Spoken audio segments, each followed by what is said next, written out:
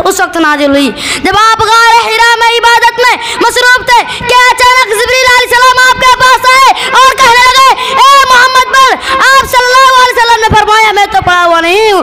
जिब्रील अलैहिस्सलाम ने आप सल्लल्लाहु अलैहि वसल्लम को जोर से खींचा और कहा, ए मोहम्मद पर आप सल्लल्लाहु अलैहि वसल्लम ने फरमाया मैं तो पढ़ा हुआ नहीं हूँ। इस तरह 3 मरतबा जिब्रील अलैहिस्सलाम ने आप सल्लल्लाहु अलैहि वसल्लम को जोर से खींचा और कहा, इक़रा बिस्मि रब्बिकल लज़ी खलक़, पढ़ते रहो अपने रब के नाम से जिसने पैदा किया।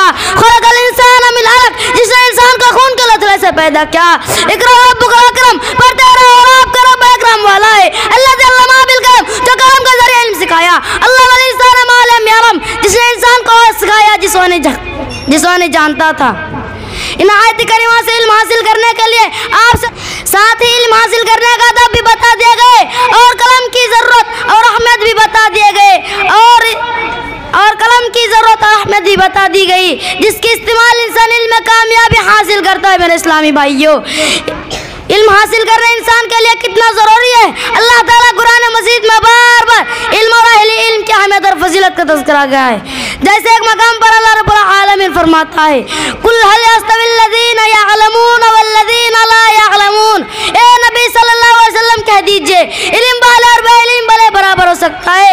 इस आयत करीमा से मालूम हुआ कि आलिम और गैर आलिम बराबर नहीं हो सकता है, बराबर नहीं हो सकता है।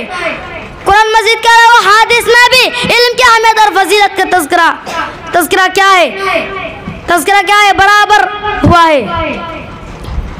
ऐसे मेरे तकरीर को ख़त्म करना चाहता हूँ। अस्सलामु अलैकुम व रहमतुल्लाहि व बरकातुहू।